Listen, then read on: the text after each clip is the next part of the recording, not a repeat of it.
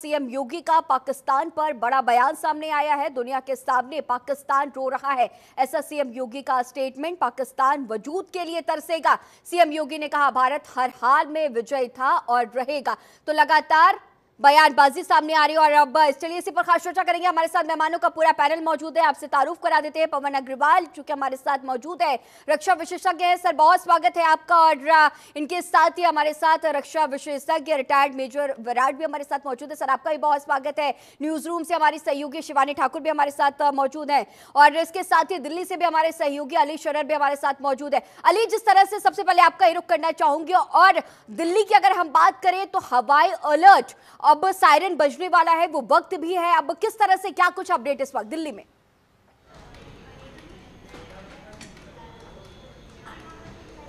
देखिए, बिल्कुल गरिमा, दिल्ली में पूरी तरह तैयारी की जा चुकी है। 3 बजे आज सायरन बजाया जाएगा। अगर आपातकालीन स्थिति पैदा होती है या उत्पन्न होती है तो उसी के मद्देनज़र ये रिहर्सल कराया जाएगा। बाकायदा तैयारी कर ली गई है और लोगों को पैनिक ना हो उसके लिए भी समझाने बुझाने का प्रयास किया जा रहा है। हालांकि दिल्ली जो है वो राजधानी है और बॉर्डर से दूर है। बॉर्डर वाले जितने भी राज्य हैं उनको हाई अलर्ट पर रखा गया है, जैसे कि जम्मू कश्मीर, राजस्थान और इसके अलावा गुजरात और पंजाब। ये वो राज्य हैं जो सीमा से सटे हुए हैं और यहीं पर लगातार ड्रोन के जो हमले किए गए थे उनको नेस्त नाबूद किया गया। भारत की तरफ से पूरी तरह तैयारी भारत की मुकम्मल है, लेकिन एहतियात के तौर पर लोगों को समझाया जा रहा है कि आपको पैनिक होने की ज़रूरत नहीं है, ये आप ही के फ़ायदे के लिए हैं। और काफ़ी सारे देशों में इस तरह की ट्रेनिंग समय समय पर दी जाती है। हालांकि भारत में एक लंबे समय बाद ये स्थिति उत्पन्न हुई है कि लोगों को अब इस तरह का समझाना पड़ रहा है कि अगर आप पे आपातकालीन स्थिति आती है तो आपको कैसे बचना है।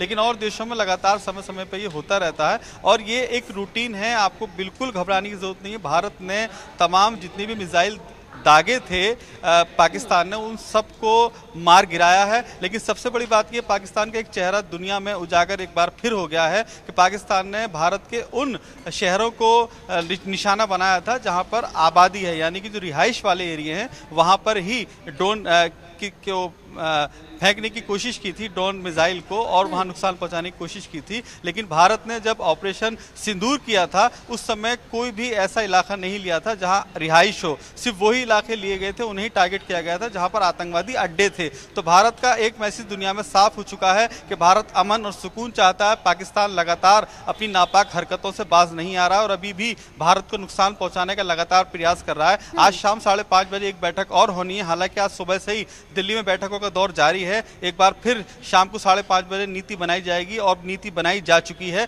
कि अब कैसे आगे की रणनीति तैयार करनी है, कैसे अब आतंकवाद से निपटना है। तो ये कहा जा सकता है गरिमा कि पूरी तरह से तैयार है भारत। दिल्ली के चप्पे चप्पे पर पुलिस लगी हुई है और जो सेना के बल के जवान हैं वो लगातार लोगों को यही समझाने बुझाने का प्रयास कर रहे हैं कि 3 बजे अब से कुछ देर बाद ही सायरन बजना शुरू हो जाएगा और लोगों को समझाने का प्रयास लगातार चल रहा है। हालांकि दिल्ली में किसी तरह का कोई घबराने वाली स्थिति नहीं है। रात इंडिया गेट पे लोगों को बस समझाइश दी जा रही है। आपके पास फिर से आऊंगी, हमारे साथ रक्षा विशेषज्ञ भी लगातार मौजूद है। पूरी तरह से पाकिस्तान की जो आर्थिक स्थिति की अगर हम बात करें, हम लगातार देखते रहे हैं। अभी ये तो इस वक्त ये तो वार की तस्वीरें हम लगातार देख रहे हैं, लेकिन इसके पहले हम देखते थे पाकिस्तान ये वही देश है जो हाथ में भीख का कटोरा लेकर के तमाम देशों के सामने खड़ा हो जाता है और भीख मांगता रहता है। और इन सब के बीच ये जंग छिड़ी हुई है। भारत की तरफ से जो सभी जो नापाक कोशिशें थी, जो मंसूबे थे, उन्हें नाकाम किया जा रहा है। जो भारत का एयर डिफेंस सिस्टम था वो पूरी तरह से एक्टिव। सुदर्शन चक्र, जब कहा जाता है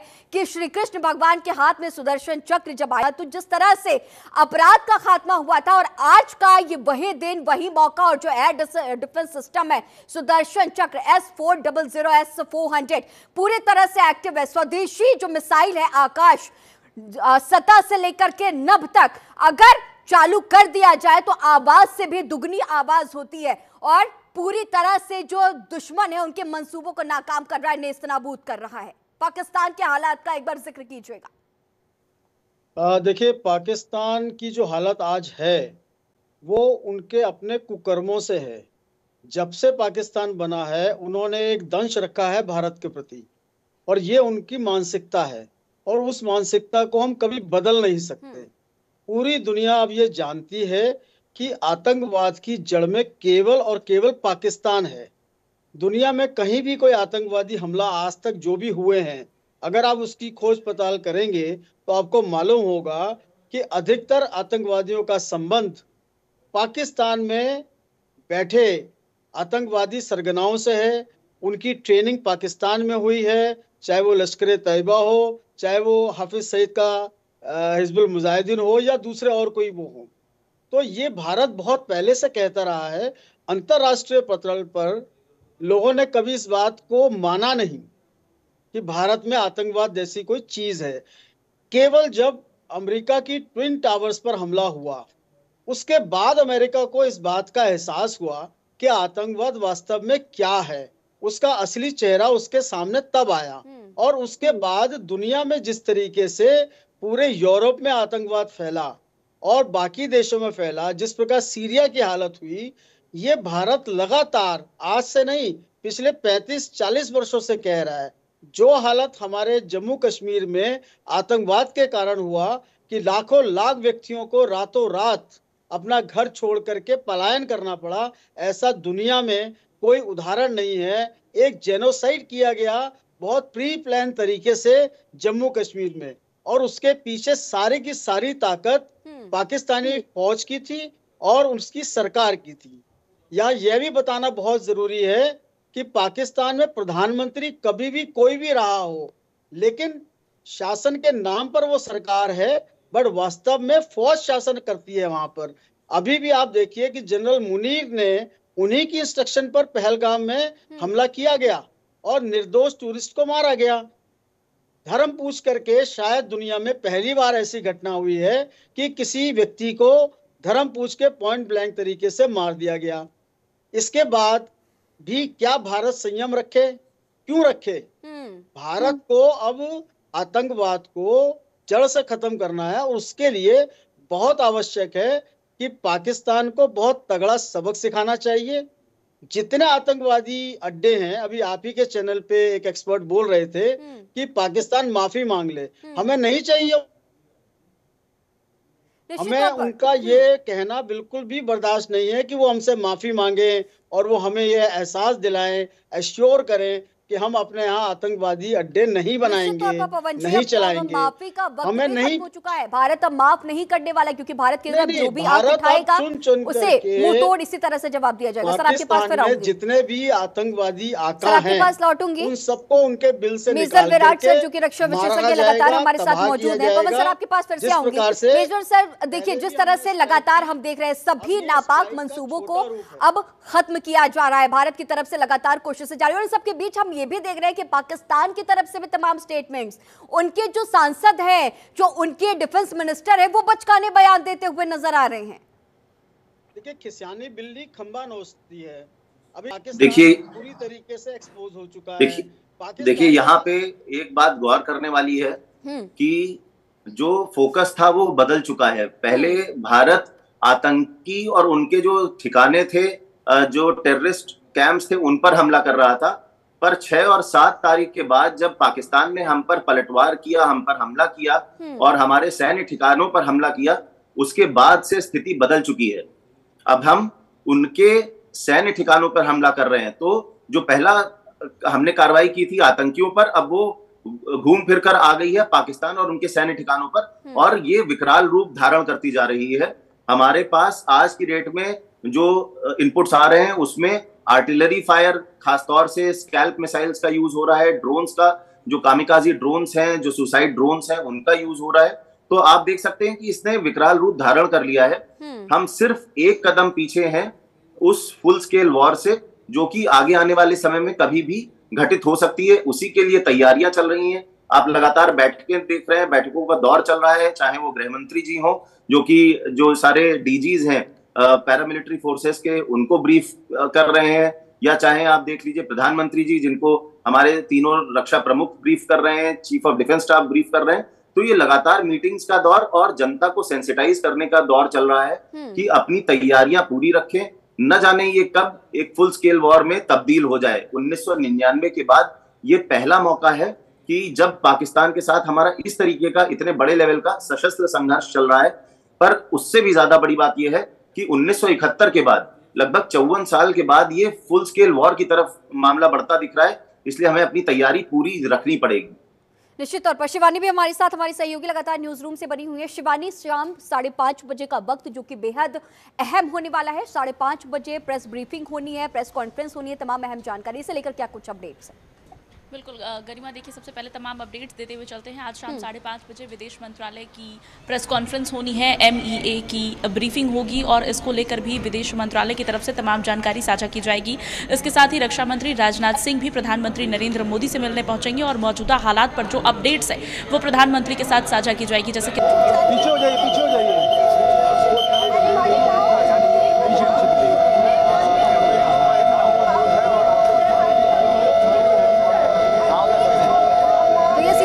आप देखिए जहां पर दिल्ली में हवाई अलर्ट और ये सायरन बजाए जा रहे हैं, लोगों को अलर्ट किया जा रहा है। तो ये दिल्ली की तस्वीर आप देखिए आपके टीवी स्क्रीन पर, जहां पर हवाई अलर्ट, सायरन बजाए जा रहे हैं, लोगों को अलर्ट किया जा रहा है, किसी भी तरह की पैनिक की स्थिति न हो इसे लेकर के अलर्ट दिए जा रहे हैं। तो ये सायरन और पूरा दिल्ली अब अलर्ट मोड पर, सायरन अलर्ट, हवाई अलर्ट दिल्ली में। तो ये बड़ी खबर, दिल्ली में मॉक ड्रिल शुरू हो चुकी है। बड़ी खबर आपको बता रहे हैं, जहां मॉक ड्रिल शुरू हो चुकी है, सायरन बजाए जा रहे हैं, पूरी दिल्ली को अलर्ट किया जा रहा है।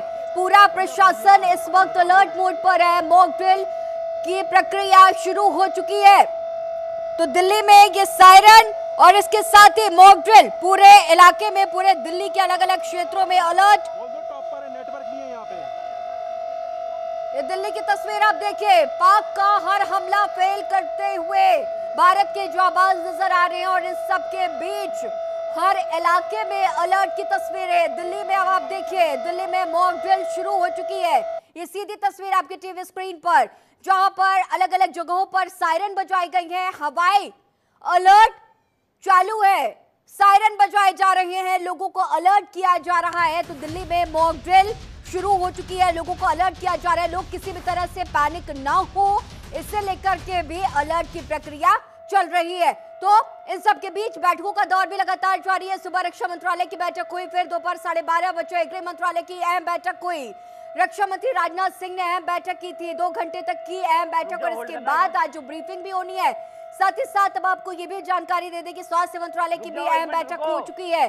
और दिल्ली की अगर हम बात करें, देश की राजधानी है, तो दिल्ली में मॉक ड्रिल शुरू हो चुकी है, हवाई सायरन बजाए जा रहे हैं, लोगों को अलर्ट किया जा रहा है। तो हर तरह से व्यापक इंतजाम किए गए हैं, पाक की किसी भी नापाक मंसूबे को कामयाब भारत की तरफ से नहीं होने दिया जाएगा। तो ये जो मॉक ड्रिल की प्रक्रिया चल रही है दिल्ली में, 8 किलोमीटर तक इसकी आवाज सुनाई दे रही है। एयर स्ट्राइक से बचने के लिए ये जंगी सायरन बजाए जा रहे हैं। हमारे सहयोगी अली शोरे लगातार हमारे साथ मौजूद है दिल्ली से। अली, सायरन बजना शुरू हो चुका है, लोगों को अलर्ट किया जा रहा है, क्या कुछ अपडेट? देखिए गरिमा, दिल्ली के चारों तरफ ये सायरन लगा दिए जाएंगे। आज रात से ही ये काम शुरू हो जाएगा और तमाम उन बिल्डिंगों पे ये सायरन लगाए जाएंगे जो ऊंचाई पर हैं। फिलहाल ये 2 स्थानों पर अभी फिलहाल ये मॉक ड्रिल किया जा रहा है और ये एयर रेड सायरन है, यानी कि अगर भविष्य में कभी ऐसा होता है कि ड्रोन से या मिसाइल से कोई हमला होता है तो उससे पहले ही लोगों को ये सायरन बच जाएगा और लोगों को जानकारी मिल जाएगी। इसी के मद्देनजर ये तमाम तैयारियां की जा रही हैं। लेकिन जैसे कि मैंने पहले जिक्र किया था गरिमा, एक बार फिर जिक्र कर रहा हूं, बार बार यही कहा जा रहा है दिल्ली के तमाम स्थानों पर कि लोगों को घबराने की जरूरत नहीं है, क्योंकि दिल्ली सिर्फ राजधानी है और इसमें पूरे देश भर के लोग अलग अलग स्थानों से यहाँ पर रहते हैं। उनके सुरक्षा के लिए और उन्हें जागरूक करने के लिए ही ये मिशन किया जा रहा है। भारत सरकार की तरफ से साफ निर्देश है कि लोगों को जागरूक कीजिए कि यदि भविष्य में ऐसी स्थिति आती है तो उनको कैसे बचना है, उसी को लेकर तैयारी की जा रही है। गरिमा, तो देखिए जागरूकता अब साफ दिखाई जा रही है, नेशनल डिजास्टर सिस्टम की तरफ से ये सायरन बजाए जा रहे हैं और पूरी तरह से एयर रेड सायरन की टेस्टिंग चल रही है। सर, अब सीधा आपका रुख करूंगी कि देखिए अब जिस तरह से दिल्ली भी पूरी तरह से अलर्ट मोड पर है, किसी भी तरह से अगर हमले किए जाते हैं तो उससे लेकर के सायरन बजाए जा रहे हैं, दिल्ली की जनता को अलर्ट किया जा रहा है कि कोई भी पैनिक ना हो, किसी भी तरह की परेशानी की स्थितियां भारत में बिल्कुल भी पनपती कोई नजर नहीं आएंगी। और जब हमने देखा रक्षा मंत्रालय की जब बड़ी बैठक चल रही थी तीनों सेना के प्रमुख एक कतार में बैठे हुए थे और ये बड़ी बैठकें चल रही थी। सीडीएस जनरल भी इस दौरान मौजूद थे। रक्षा मंत्री के चेहरे पर जो मुस्कान थी वो साफ जाहिर कर रही थी कि भारत की तरफ से जो स्थितियां हैं वो पाकिस्तान के हर नापाक मंसूबों को पूरी तरह से, जो उनके कोशिशें हैं उसे नाकामयाब करती हुई नजर आ रही है। और लगातार हम तस्वीरें भी इसी तरह से देख रहे हैं। जी देखिए, एक तो सबसे बड़ी बात यह है कि ये तो सारी तैयारियां हम लोग कर ही रहे हैं और जनता को इस सब के बारे में जानकारी होनी भी चाहिए, क्योंकि पैनिक फैल जाता है अगर अचानक कुछ हो जाता है। तो ये जो मॉक ड्रिल की गई और जिस प्रकार से सायरन का और ब्लैकआउट का थोड़ा सा लोगों को बताया गया है, पर जहाँ मैं सबसे बड़ी बात है कि बार बार कह रहा हूँ, काफ़ी जगह मैंने ये बात कही है कि हम लोगों को सावधान होना है दो चीज़ों से। एक तो अफवाहें बहुत फैलती है ऐसे समय के अंदर, तरह तरीके की बातें फैलती हैं, तो सभी अफवाहों पर हमें ध्यान नहीं देना है। दूसरा, हमें अपनी आंतरिक सुरक्षा पर बहुत ज़्यादा ध्यान देना है। हमारे आसपास के माहौल में कोई ऐसी गतिविधि तो नहीं हो रही है जो संदिग्ध है, तुरंत निकटस्थ पुलिस स्टेशन पर उसकी सूचना दें या शासन प्रशासन के किसी कार्यालय को संबंधित को हम सूचना दें। और समाज के सभी लोगों को जागरूक होना पड़ेगा। केवल सरकार के, फौज के जागरूक होने से काम अब नहीं चलेगा। हम लोग बहुत समय सोते रहे हैं, अब हमें जागना पड़ेगा। प्रत्येक भारतीय को एक फौजी का रूप लेना पड़ेगा। जब तक हम ये नहीं करेंगे तब तक हम लोग सुरक्षित नहीं हैं। निश्चित तौर पर पवन सर, विराट सर, अब आपका रुख करूंगी कि देखिए जिस तरह से मॉक ड्रिल चल रही है, पूरी कोशिशें हम देख रहे हैं लगातार। और हम इसके पहले, सबसे पहले बेहद अहम हो जाता है जब ऑपरेशन सिंदूर जब ऑनगोइंग नहीं हुआ था, उस दौरान ही हमने देखा कि मॉक ड्रिल की जो पूरी कोशिशें हैं वो चल रही थी। मॉक ड्रिल होगा, किस तरह की सावधानियां बरतनी है, लोगों को क्या एहतियात बरतनी है, उसे लेकर के भारत सरकार ने पूरी तरह से तैयारियां कर दी थी। ऑपरेशन सिंदूर ऑनगोइंग हुआ, लेकिन उसके पहले ही जो भारत के लोग हैं, जो जनता है, वो पूरी तरह से तैयार थी। यानी किसी भी तरह की कोई भी सस्पेंस की स्थिति ना पनपे, इसे लेकर के पूरे इंतजामात भारत सरकार की तरफ से पहले से ही किए जा चुके थे। यानी कि पूरी तैयारियां पहले से ही चल रही थी, पूरा प्लान पहले से ही चल रहा था। और ऑपरेशन सिंदूर जैसे ही ऑनगोइंग हुआ, हमने देखा कि सेना के जो जवान है वो तो तैनात थे ही, वो तो हर तरह से अपना शौर्य और पराक्रम दिखा रहे थे। लेकिन जो रहवासी हैं, जो सीमावर्ती क्षेत्रों में जो भारत में लोग रह रहे हैं, वो भी हर मोर्चे पर तैनात है। उन्हें मॉक ड्रिल के दौरान क्या कुछ करना चाहिए, उन्हें सब कुछ बेहतर तरीके से पता था, उन्हें सब कुछ अच्छे तरीके से उन्हें जानकारी थी कि किसी भी तरह से कोई भी पैनिक की स्थिति ना हो। ब्लैकआउट के दौरान क्या करना है, वो सारी जानकारियां उन्हें लगातार पहले से ही थी। जी गरिमा जी, बिल्कुल आप सही कह रही हैं कि ना सिर्फ जो हमारे सैन्य बल हैं उन्होंने अपना शौर्य पराक्रम दिखाया, बल्कि लोगों को सेंसिटाइज करने में कि मॉक ड्रिल के द्वारा हमें क्या क्या कदम उठाने हैं, क्या क्या एहतियात बरतने हैं, वो सारी चीजें की गई।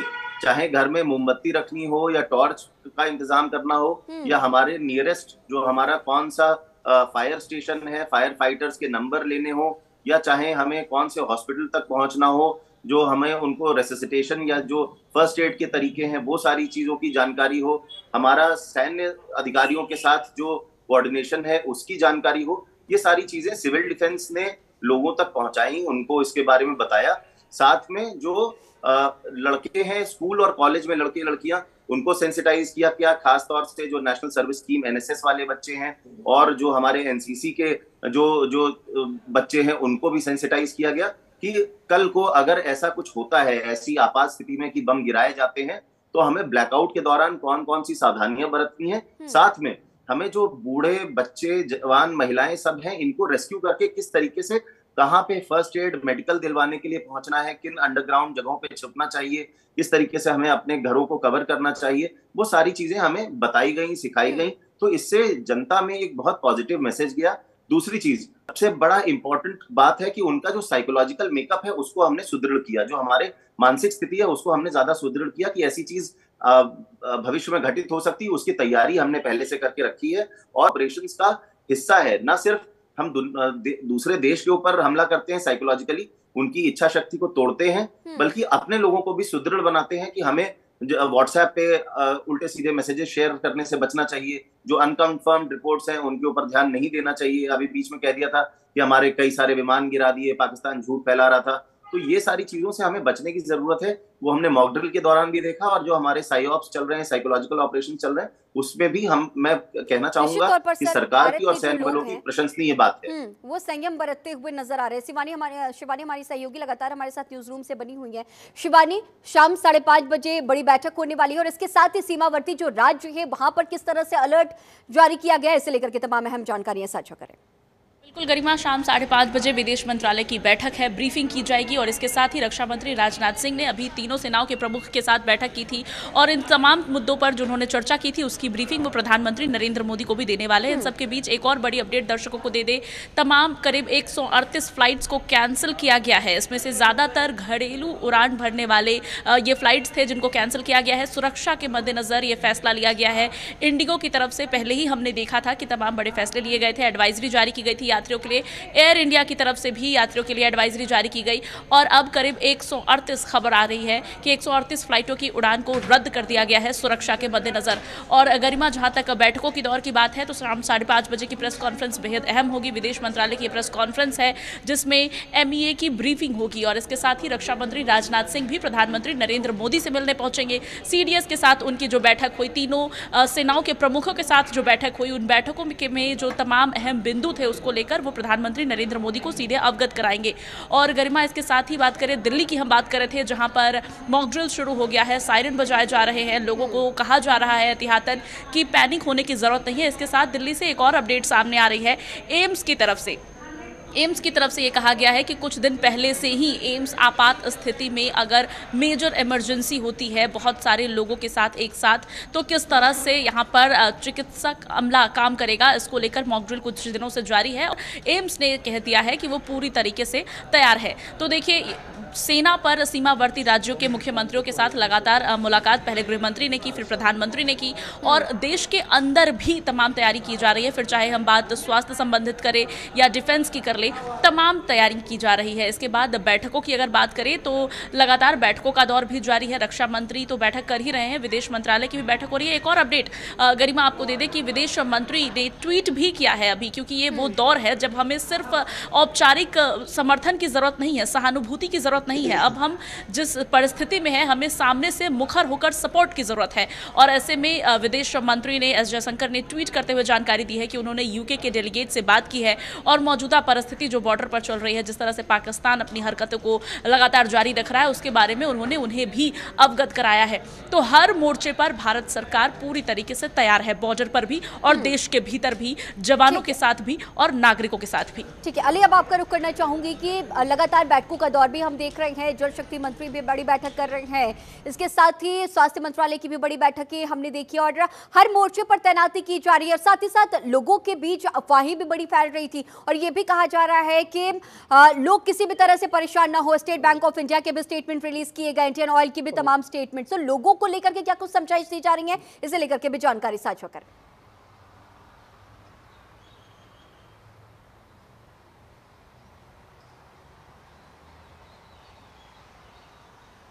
अली से संपर्क नहीं हो पा रहा है और पवन सर, अब सीधा आपका रुख करूंगी कि देखिए जिस तरह से लोगों को समझाइश दी जा रही है और लगातार हम ये भी देख रहे हैं कि बैठकों का दौर, किसी भी तरह से आम जनता जो है वो इस वार से प्रभावित ना हो, वो परेशान ना हो, उसे लेकर के हर मोर्चे पर तैनाती, स्वास्थ्य जो अमला है, स्वास्थ्य मंत्रालय है वो भी पूरी तरह से तैनात है। सीमावर्ती जो क्षेत्र है वहां पर अस्पतालों को, स्वास्थ्य कर्मियों को कह दिया गया है कि अलर्ट मोड पर रहें, जो छुट्टी पर है उन्हें वापस बुलाया जा रहा है। तो तैनाती की जा रही है। पाकिस्तान अब पूरी तरह से परेशान, पूरी तरह से अब उसके हालात जो है और बदहाल होते हुए देखे जा रहे हैं।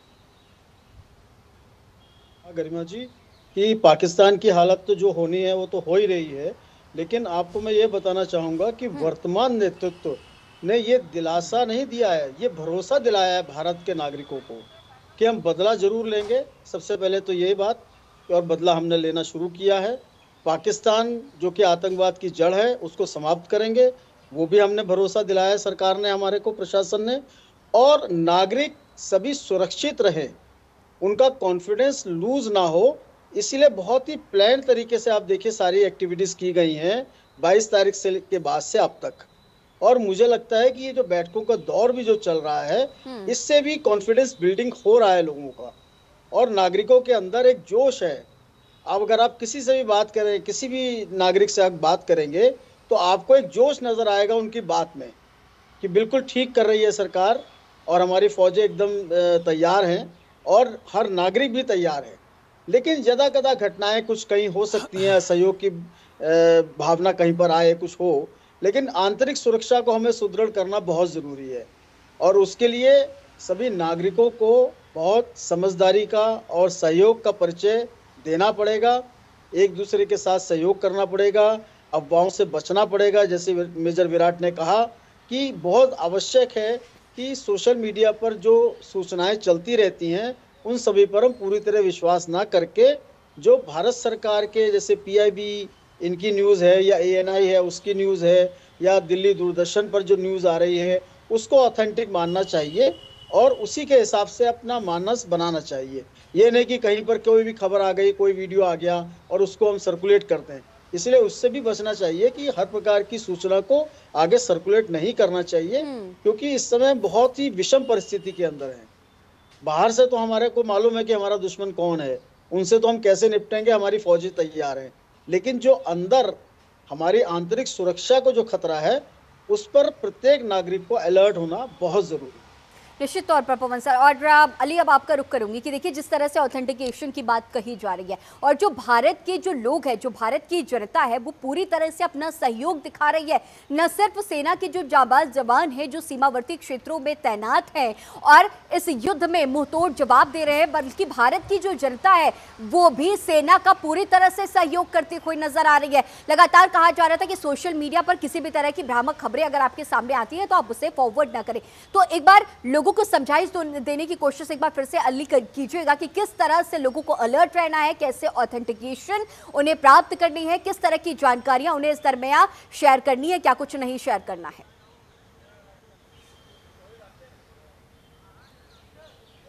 देखिए, बिल्कुल गरिमा, भारत सरकार की तरफ से एक एडवाइजरी जारी की गई है जिसमें साफ लिखा है कि मीडिया को उन तमाम स्थानों का लाइव लोकेशन नहीं करना है जहां से भारत की तरफ से जवाब दिया जा रहा है, यानी कि जवाबी तौर पर जो भारत की सेना अपना काम कर रही है उसको गोपनीय रखना है, कोई भी लाइव वहां से टेलीकास्ट नहीं होगा। साथ के साथ आपको कोई भी खबर ऑथेंटिक ही अपने चैनल के माध्यम से चलाना है, क्योंकि जनतंत्र टीवी अपने तमाम दर्शकों को वही खबरें दिखाता है जो ऑथेंटिक खबरें होती हैं। कोई भी अफवाहों वाली खबरें हमारे यहाँ नहीं दिखाई जाती हैं। लेकिन हम फिर भी लोगों से यही अपील करना चाहेंगे कि सोशल मीडिया पे जो भड़काओ और भ्रम करने वाले मैसेज चल रहे हैं उनसे दूर रहें। भारत सरकार पूरी तरह पर्याप्त मात्रा में निपटने की तैयारी कर चुकी है और ऑपरेशन सिंदूर सबके सामने है, दुनिया के सामने है। लेकिन दूसरी बात आपको ये बता दें, अपने दर्शकों को बता दें, जो गृह मंत्री अमित शाह की बैठक चल रही थी, उस बैठक में CISF के जो DG हैं उनके साथ बैठक चल रही थी और BSF के जो DG हैं उनके साथ बैठक चल रही थी।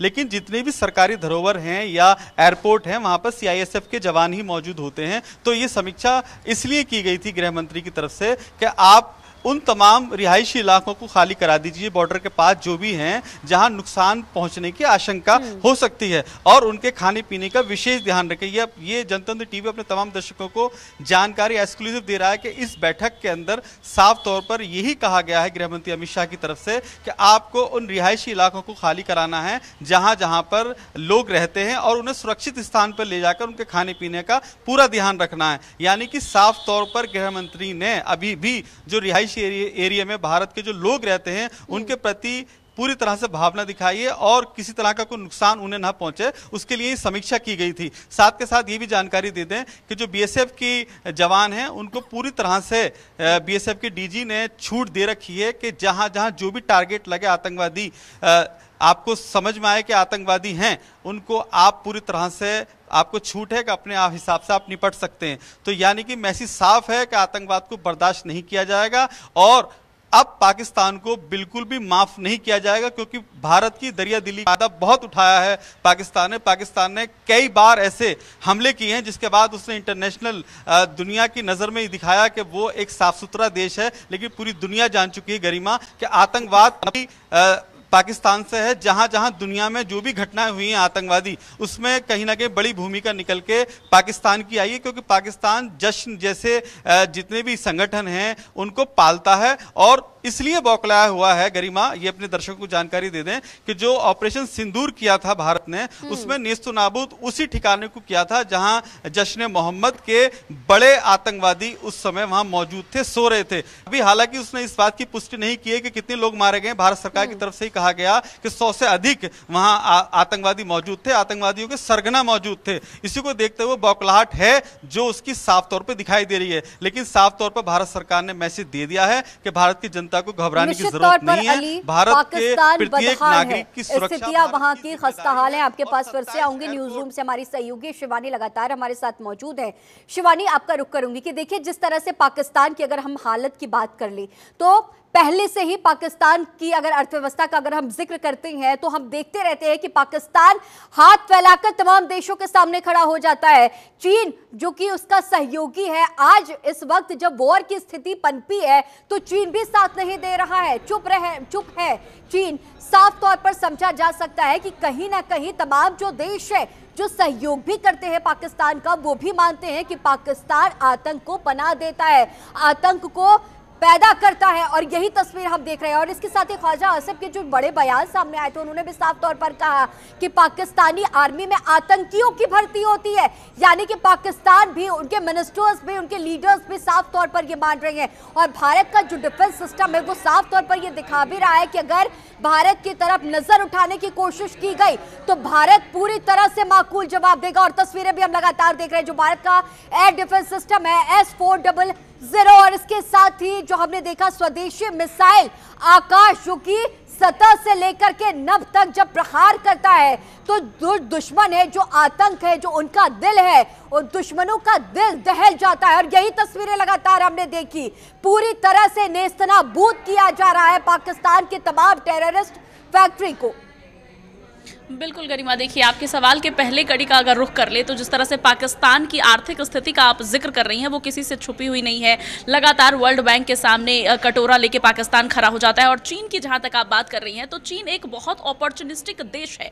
पाकिस्तान भले ही उसके बलबूते पर उछलता रहा हो, कूदता रहा हो कि चीन का समर्थन हमें प्राप्त है, लेकिन सच्चाई यही है कि चीन ने उसे कर्ज दे रखा है और अपनी अर्थव्यवस्था को दुरुस्त करने के लिए पाकिस्तान उसके लिए एक बहुत बड़ा मार्केट है। अगर पाकिस्तान को किसी भी तरह की गलत फहमी अगर थी कि चीन से उसको युद्ध में सपोर्ट मिलेगा तो ये बेवकूफ़ी है। और बेवकूफ़ी पाकिस्तान हर मोर्चे पर करता है, केवल चीन का ही जिक्र हम नहीं करेंगे। जब भारत ने भी ये साफ किया कि अगर पाकिस्तान अपने तरफ से ऑपरेशन सिंदूर को लेकर कोई कार्रवाई नहीं करता है तो हम इस ऑपरेशन को रोक देंगे, लेकिन पाकिस्तान ने देखिए क्या किया। वो अपने हालात से अच्छी तरह से अवगत है, लेकिन बावजूद इसके मानता नहीं है।